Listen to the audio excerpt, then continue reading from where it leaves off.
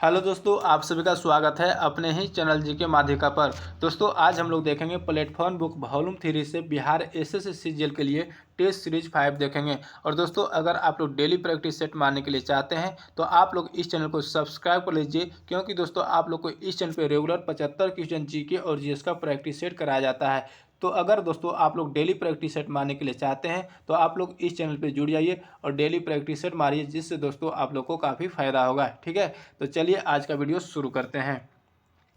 तो दोस्तों, पहला प्रश्न है, कौन सा अनुच्छेद राष्ट्रीय पिछड़ा वर्ग आयोग की संरचना, कर्तव्य और शक्तियों से संबंधित है? कौन सा अनुच्छेद राष्ट्रीय पिछड़ा वर्ग आयोग की संरचना, कर्तव्य और शक्तियों से संबंधित है? अनुच्छेद 338 बी। तो इसका राइट आंसर ऑप्शन बी हो जाएगा। ठीक है, अगला प्रश्न है, विश्व प्रेस स्वतंत्रता सूचकांक 2022 में भारत का स्थान कौन सा है? विश्व प्रेस स्वतंत्रता सूचकांक 2022 में भारत का स्थान कौन सा है? 150वां स्थान है। तो इसका राइट आंसर ऑप्शन सी हो जाएगा। अब बात कर लेते हैं कि विश्व प्रेस स्वतंत्रता सूचकांक 2022 में कौन सा देश शीर्ष स्थान पर रहा है? तो शीर्ष स्थान पर नॉर्वे देश रहा है। ठीक है, अगला प्रश्न है, बिना विभागीय जांच की सिविल सेवक की बर्खास्तगी किस अनुच्छेद के तहत की जा सकती है? तो किस अनुच्छेद के तहत की जा सकती है? अनुच्छेद 311 के 2 बी। तो इसका राइट आंसर ऑप्शन बी हो जाएगा। ठीक है, अगला प्रश्न देखते हैं, निम्नलिखित को मिलाइए। तो एक साइड त्यौहार दिया गया है, एक साइड राज्य दिया गया है। तो अबुबाची त्यौहार जो है असम राज्य से संबंधित है। ठीक है, पूरम जो है केरल राज्य से संबंधित है।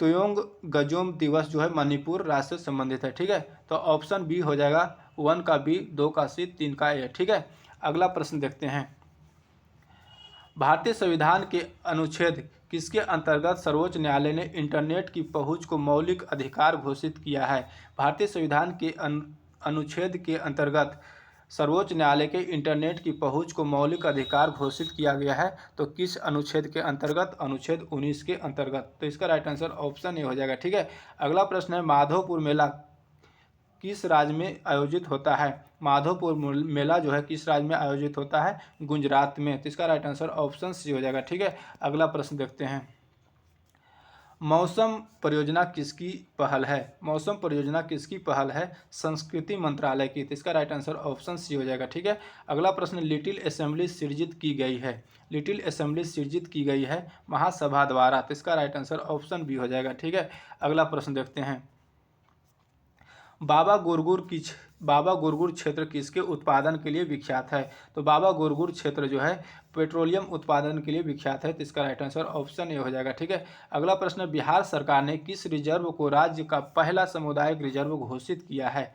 बिहार सरकार ने किस रिजर्व को राज्य का पहला सामुदायिक रिजर्व घोषित किया है? गोगविल। तो इसका राइट आंसर ऑप्शन बी हो जाएगा। ठीक है, अगला प्रश्न है, बिहार राज्य के संदर्भ में कौन सुमेलित नहीं है? बिहार राज्य के संदर्भ में कौन सुमेलित नहीं है?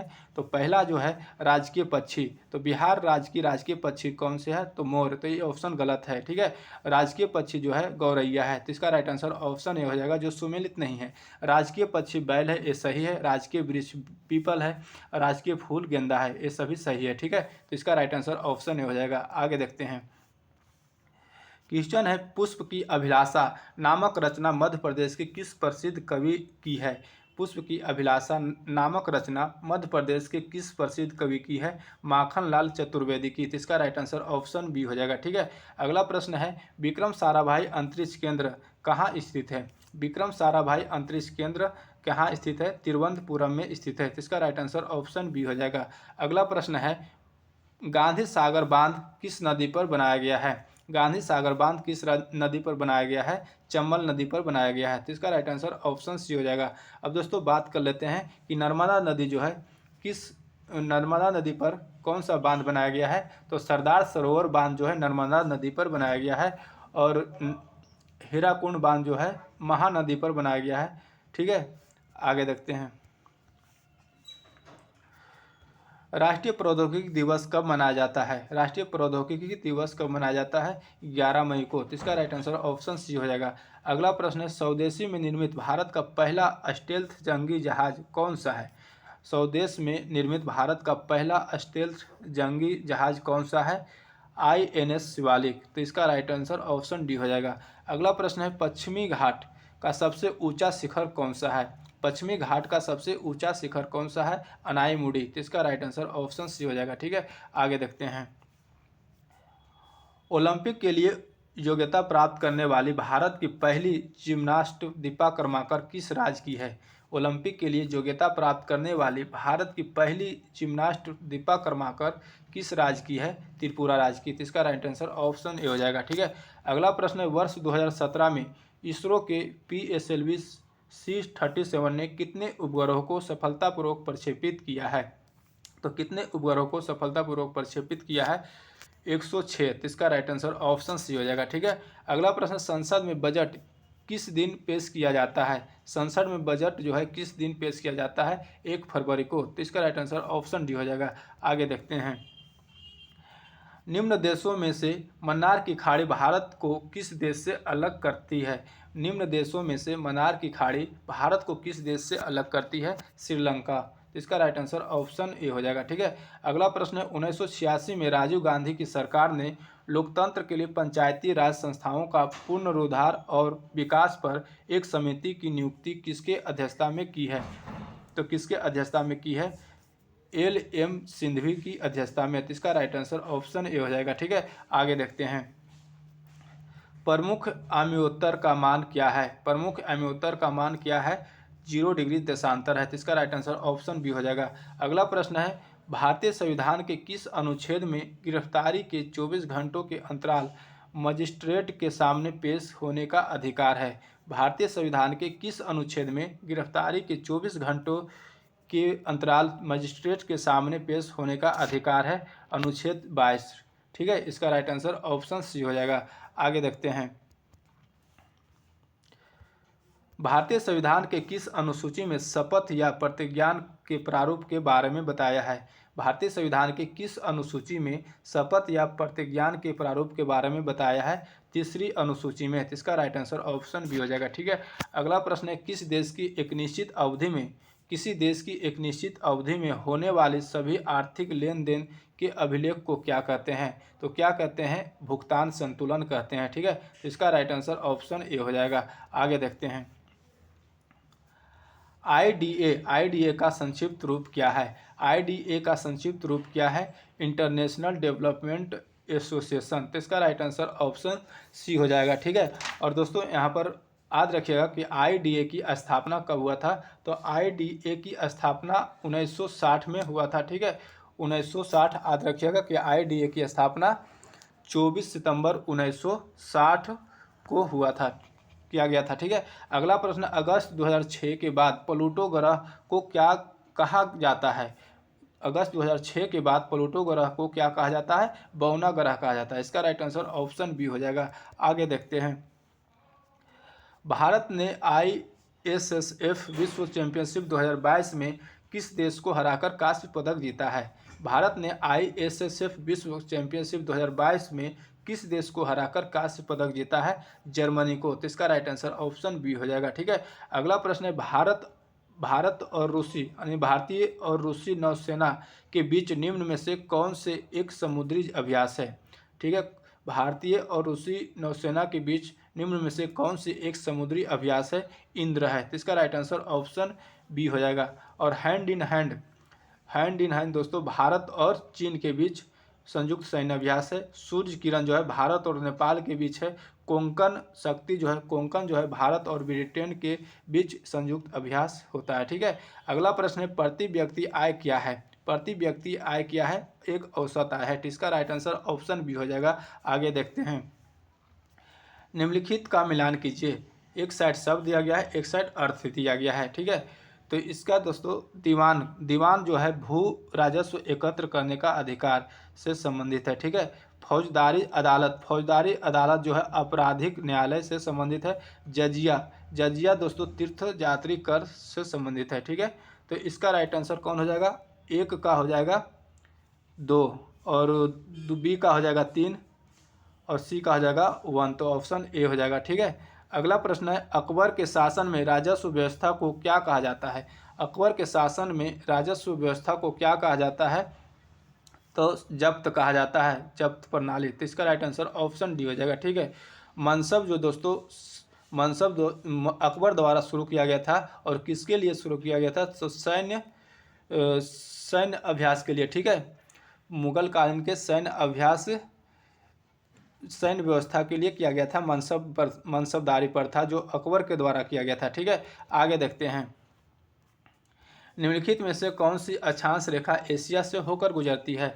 निम्नलिखित में से कौन सी अक्षांश रेखा जो है एशिया से होकर गुजरती है? केवल कर्क रेखा। तो इसका राइट आंसर ऑप्शन बी हो जाएगा, ठीक है। अगला प्रश्न है, दक्षिण अयनांत के समय दक्षिणी गोलार्ध में कौन सी ऋतु होती है? दक्षिणी अयनांत के समय दक्षिणी गोलार्ध में कौन सी ऋतु होती है? ग्रीष्म ऋतु। तो इसका राइट आंसर ऑप्शन बी हो जाएगा। आगे देखते हैं, प्रधानमंत्री सुरक्षा बीमा योजना के धारक कितनी राशि का दुर्घटना बीमा रक्षण प्राप्त करते हैं? प्रधानमंत्री सुरक्षा बीमा योजना के धारण कितने राशि का दुर्घटना बीमा रक्षण प्राप्त करते हैं? 2 लाख की। तो इसका राइट आंसर ऑप्शन सी हो जाएगा। अब दोस्तों याद रखिएगा कि इसका शुरुआत जो है नरेंद्र मोदी द्वारा 9 मई 2015 को किया गया था, ठीक है। अगला प्रश्न है, निम्न में से किस शहर में जयपुर के महाराजा सवाई जयसिंह द्वितीय ने जंतर मंतर का निर्माण नहीं किया है? तो किस शहर में नहीं किया है? अजमेर में नहीं किया है। तो इसका राइट आंसर ऑप्शन बी हो जाएगा। अब दोस्तों कहाँ कहाँ किया है तो याद रखिएगा कि जयपुर में किया है, मथुरा में किया है, नई दिल्ली में किया है, उज्जैन में, वाराणसी में, ये सभी जगह किया है, ठीक है। अगला प्रश्न देखते हैं, दूती चंद निम्नलिखित में से किससे जुड़े हैं? दूती चंद जो है निम्नलिखित में से किससे जुड़े हैं? तो 100 मीटर दौड़ से जुड़ी है। तो इसके राइट आंसर ऑप्शन ए हो जाएगा। और दोस्तों दूती चंद जो है किस राज्य से संबंधित रखता है? तो दूती चंद जो है उड़ीसा के रहने वाली खिलाड़ी है, ठीक है। अगला प्रश्न है, किस फिल्म ने 68वें राष्ट्रीय पुरस्कार सर्वश्रेष्ठ फीचर फिल्म का पुरस्कार जीता है? तो कौन सा फिल्म जीता है? सुरराई पोट्रू। तो इसका राइट आंसर ऑप्शन बी हो जाएगा। अगला प्रश्न है, भारतीय संविधान में कितने मौलिक कर्तव्य दिए हुए हैं? भारतीय संविधान में कितने मौलिक कर्तव्य दिए हुए हैं? 11 मौलिक कर्तव्य। तो इसका राइट आंसर ऑप्शन बी हो जाएगा। अब बात कर लेते हैं कि भारतीय संविधान में मौलिक कर्तव्य को किस भाग में रखा गया है और कौन से अनुच्छेद में रखा गया है? तो भाग 4 के क में रखा गया है। अनुच्छेद की बात करें तो अनुच्छेद 51 के क में रखा गया है, ठीक है। आगे देखते हैं, गोदावरी बेसिन का सबसे बड़ा जल संग्रहण क्षेत्र निम्नलिखित में से किस राज्य में है? तो किस राज्य में है? महाराष्ट्र में। तो इसका राइट आंसर ऑप्शन बी हो जाएगा, ठीक है। अगला प्रश्न देखते हैं, फूड फॉर ऑल नामक पुस्तक के लेखक या लेखिका कौन है? तो उमा लीले है। तो इसका राइट आंसर ऑप्शन ए हो जाएगा, ठीक है। आगे देखते हैं, सूची 1 तथा सूची 2 को सम्मिलित कीजिए। सूची 1 में पंचवर्षीय योजना दिया गया है और सूची 2 में आरंभ वर्ष दिया गया है। तो 5वीं पंचवर्षीय योजना कब आरंभ किया गया था? तो 5वीं पंचवर्षीय योजना को कब आरंभ किया गया था? 1974 में, ठीक है। द्वितीय पंचवर्षीय योजना 1956 में आरंभ किया गया था। 8वीं पंचवर्षीय योजना 1992 में आरंभ किया गया था और 7वीं पंचवर्षीय योजना जो है 1985 में आरंभ किया गया था। तो इसका राइट आंसर ऑप्शन बी हो जाएगा, ठीक है। आगे देखते हैं, निम्न में से कौन सा संगठन भारत में इलेक्ट्रॉनिक वोटिंग मशीन यानी ईवीएम का निर्माण करता है? तो कौन सा संगठन जो है भारत में ईवीएम का निर्माण करता है? तो भारत इलेक्ट्रॉनिक लिमिटेड। तो इसका राइट आंसर ऑप्शन सी हो जाएगा, ठीक है। अगला प्रश्न है, राज्यसभा में सदस्य बनने के लिए किसी व्यक्ति को कम से कम कितनी आयु होनी चाहिए? तो राज्यसभा में सदस्य बनने के लिए किसी व्यक्ति को कम से कम आयु कितनी होनी चाहिए? 30 वर्ष होनी चाहिए। तो इसका राइट आंसर ऑप्शन ए हो जाएगा, ठीक है। आगे देखते हैं, सोन नदी कहाँ स्थित है? तो सोन नदी दोस्तों कहाँ है? सोन नदी गंगा बेसिन में स्थित है। इसका राइट आंसर ऑप्शन डी हो जाएगा। अगला प्रश्न है, हरित ऊर्जा कॉरिडोर चरण 2 की योजना को किसने अपनी मंजूरी दी है? हरित ऊर्जा कॉरिडोर चरण 2 की योजना को किसने अपनी मंजूरी दी है? भारत सरकार ने दी है। तो इसका राइट आंसर ऑप्शन ए हो जाएगा।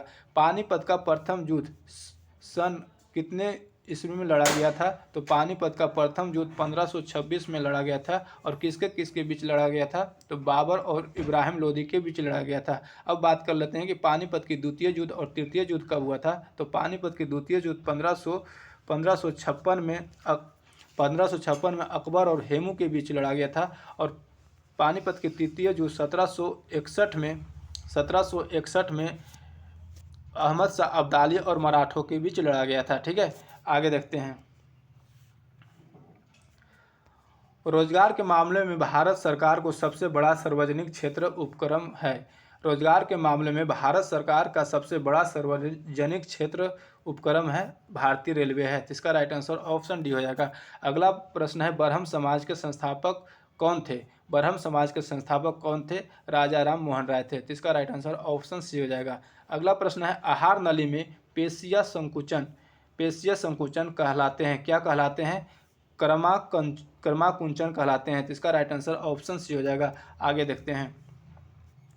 विद्युत धर्मी यानी इलेक्ट्रोस्कोप का इस्तेमाल यह ज्ञात करने के लिए किया जाता है कि वस्तु क्या है? तो वस्तु एक आवेश है। ठीक है, इसका राइट आंसर ऑप्शन डी हो जाएगा।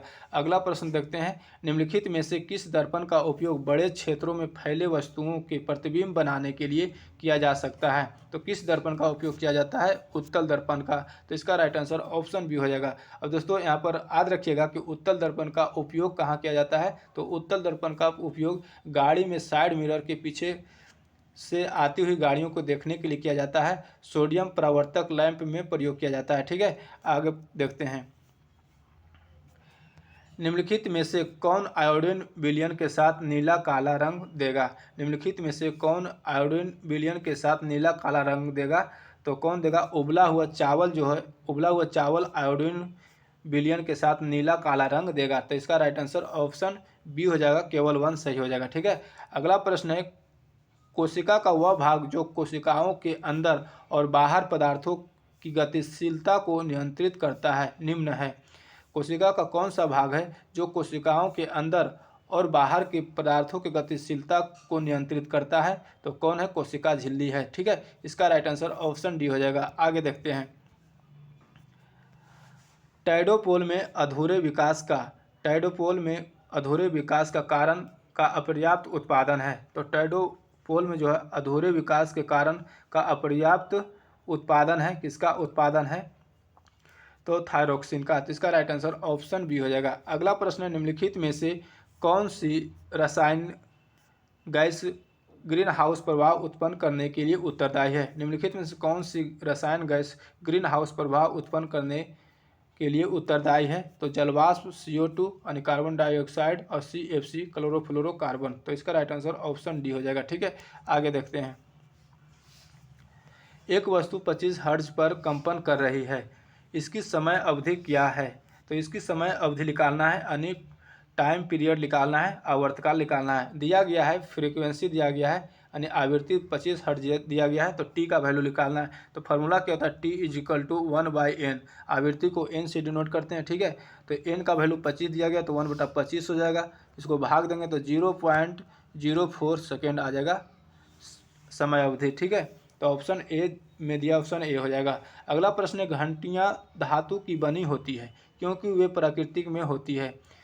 घंटियाँ जो है धातु की बनी होती है क्योंकि वे प्राकृतिक में ध्वनिक होती है। तो इसका राइट आंसर ऑप्शन सी हो जाएगा। अगला प्रश्न है, निम्नलिखित रेशों में से किसका प्रयोग टेरिकॉट बनाने के लिए किया जाता है? निम्नलिखित रेशों में से किसका प्रयोग टेरिकॉट बनाने के लिए किया जाता है? तो किसका प्रयोग टेरिकॉट बनाने के लिए किया जाता है? टेरिलिन और कपास की। तो इसका राइट आंसर ऑप्शन डी हो जाएगा। ठीक है, आगे देखते हैं। निम्नलिखित में से कौन सा एक सुस्वर ध्वनि अनम्यूजिकल साउंड का लक्षण नहीं है? निम्नलिखित में से कौन सा एक सुस्वर ध्वनि का लक्षण नहीं है? तरंगदैर्घ्य नहीं है। तो इसका राइट आंसर ऑप्शन सी हो जाएगा। अगला प्रश्न, निम्नलिखित में से किस बीमारी को 3D की बीमारी के नाम से भी जाना जाता है, जिसमें डिमेंशिया, डायरिया और डर्मेटाइटिस शामिल है? तो प्लेगरा। तो इसका राइट आंसर ऑप्शन डी हो जाएगा। ठीक है, अब प्लेगरा बीमारी है। अब दोस्तों प्लेगरा बीमारी जो होता है कौन से विटामिन के कमी से होता है? तो प्लेगरा बीमारी विटामिन B3 की कमी से होता है। ठीक है, अगला प्रश्न देखते हैं। चमगादड़ परावर्तित किसको प्राप्त करके अपने रास्ते में आने वाली बाधाओं का पता लगाते हैं? चमगादड़ परावर्तित किसको प्राप्त करके अपने रास्ते में आने वाले बाधाओं को पता लगाते हैं? पराश्रव्य अल्ट्रासोनिक तरंगों को। तो इसका राइट आंसर ऑप्शन बी हो जाएगा। अगला प्रश्न है, यदि वस्तु विराम पर है तो स्थिति समय ग्राफ का ढलान क्या होता है? तो शून्य होता है। तो इसका राइट आंसर ऑप्शन ए हो जाएगा। ठीक है, आगे देखते हैं। निम्नलिखित में से कौन सा मानव शरीर का एक साइनोवियल जोड़ नहीं है? निम्नलिखित में से कौन सा मानव शरीर का एक साइनोवियल जोड़ नहीं है? तो कौन सा नहीं है साइनोवियल जोड़? तो सूचर जोड़ जो नहीं है। ठीक है, ऑप्शन ए इसका सही आंसर हो जाएगा। अगला प्रश्न, दर्पण और लेंस द्वारा बने प्रतिबिंब की तुलना में पूर्ण आंतरिक परावर्तन द्वारा बने प्रतिबिंब अधिक उज्ज्वल होते हैं, क्योंकि इनकी तीव्रता में कोई ह्रास नहीं होता है। ठीक है, तो इसका राइट आंसर ऑप्शन ए हो जाएगा। आगे देखते हैं। प्रोटीन निम्न में से बना होता है। प्रोटीन निम्न में से बना होता है, एमिनो अम्ल का बना होता है। तो इसका राइट आंसर ऑप्शन बी हो जाएगा। अगला प्रश्न है, आयनिक बंधन की ताकत अधिक होती है जब बंधन इनके बीच बनता है। आयनिक बंधन की ताकत अधिक होती है जब बंधन इनके बीच बनता है उच्च विद्युत धनात्मक और उच्च ऋण विद्युत तत्वों के बीच। ठीक है, इसका राइट आंसर ऑप्शन डी हो जाएगा। आगे देखते हैं। प्रगलन के दौरान एक अतिरिक्त पदार्थ डाला जाता है जो संलयन सहित फ्यूजिबल मास का निर्माण करने के लिए धातु के अशुद्धियों के साथ अभिक्रिया करता है। वह पदार्थ कौन सा है? तो वह पदार्थ विस्टा अनिफ्लक्स है। इसका राइट आंसर ऑप्शन बी हो जाएगा। अगला प्रश्न है, एक तत्व m इलेक्ट्रॉनों की संख्या 17 है तथा न्यूट्रॉनों की संख्या 18 है। निम्नलिखित में से कौन तत्व एक सहित प्रतिनिधित्व है? तो इलेक्ट्रॉनों की संख्या दिया गया है, न्यूट्रॉनों की संख्या दिया गया है। तो दोस्तों यहाँ पर इलेक्ट्रॉन की संख्या बराबर परमाणु संख्या, तो परमाणु संख्या भी कितना हो जाएगा? परमाणु संख्या भी 17 हो जाएगा। परमाणु संख्या 17 हो जाएगा और न्यूट्रॉनों की संख्या 18 दिया गया है, तो द्रव्यमान संख्या निकल जाएगा, यानी m का वैल्यू यहाँ पर निकल जाएगा। यानी द्रव्यमान का वैल्यू m से डिनोट करते हैं, तो m का वैल्यू निकल जाएगा कितना? दोनों को जोड़ेंगे 17 प्लस 18, प्रोटॉन की संख्या प्लस न्यूट्रॉन की संख्या, तो कितना जगह 35, यानी 35 किस में दिया गया? 35 इसमें दिया गया, इसमें दिया गया। लेकिन दोस्तों परमाणु संख्या नीचे होता है, तो नीचे 17 परमाणु संख्या इसका है, इसमें 18 है, तो ये नहीं होगा। तो ये आंसर हो जाएगा ऑप्शन डी। ठीक है, आगे देखते हैं। निम्नलिखित में से कौन सा खनिज दरारों एवं परतों से प्राप्त होता है? निम्नलिखित में से कौन सा खनिज दरारों एवं परतों से प्राप्त होता है? तो कौन सा खनिज प्राप्त होता है? तांबा। तो इसका राइट आंसर ऑप्शन डी हो जाएगा। अगला प्रश्न, निम्नलिखित में से किस ग्रीन हाउस गैस को क्योटो प्रोटोकॉल के अंतर्गत शामिल नहीं किया गया है? किस ग्रीन हाउस गैस को क्योटो प्रोटोकॉल के अंतर्गत शामिल नहीं किया गया है? ओजोन को शामिल नहीं किया गया है। ठीक है, इसका राइट आंसर ऑप्शन बी हो जाएगा। अब दोस्तों कौन कौन से ग्रीन हाउस गैस को क्योटो प्रोटोकॉल में शामिल किया गया है, तो इसको भी याद रखिएगा। कौन कौन है? कार्बन डाइऑक्साइड है, मीथेन है, नाइट्रस ऑक्साइड है यानी N2O, sulphur hexafluoride, hydrofluorocarbon, perfluoric carbon. ठीक है, ये सभी जो है ग्रीन हाउस गैस जो है क्योटो प्रोटोकॉल के अंतर्गत शामिल किया गया है। ठीक है, आगे देखते हैं। क्वेश्चन, निम्नलिखित में से कौन सा कोलाइड का गुण नहीं है? निम्नलिखित में से कौन सा जो है कोलाइड का गुण नहीं है? तो कौन सा जो है कोलाइड का गुण नहीं है? कोलाइड इससे गुजरने वाले प्रकाश पुंज को प्रकीर्णित नहीं कर सकता है। तो इसका राइट आंसर ऑप्शन बी है, जो कोलाइड का गुण नहीं है। अगला प्रश्न है, निम्नलिखित में से किसे ट्री फ्रॉग के नाम से भी जाना जाता है? ट्री फ्रॉग के नाम से भी जाना जाता है। किसको ट्री फ्रॉग के नाम से जाना जाता है? हाइला को। तो इसका राइट आंसर ऑप्शन ए हो जाएगा। ठीक है, अगला प्रश्न देखते हैं। निम्नलिखित में से कौन सा विकल्प सुमेलित नहीं है? निम्नलिखित में से कौन सा विकल्प जो है सुमेलित नहीं है? पेनिसिलिन का खोज अलेक्जेंडर फ्लेमिंग किया था, ये सही है। इलेक्ट्रॉनिक बल्ब का खोज थॉमस एल्वा एडिसन ने किया, ये भी सही है। चेचक के टीका का खोज एडवर्ड जेनर ने किया, ये भी सही है। टेलीफोन का खोज जॉन लेगी बियर्ड्स ने किया, ये गलत है। टेलीफोन का खोज किसने किया? तो टेलीफोन का खोज ग्राहम बेल ने किया था। ठीक है, ग्राहम बेल ने किया था। तो इसका राइट आंसर ऑप्शन डी हो जाएगा, जो सुमेलित नहीं है। ठीक है, तो दोस्तों आज का वीडियो यहीं तक रहने देते हैं, फिर मिलेंगे अगले वीडियो में नए सेट के साथ। अगर वीडियो अच्छा लगा तो लाइक करिएगा और चैनल पर नए तो चैनल को सब्सक्राइब करके बेल आइकन दबा लीजिएगा। जय हिंद।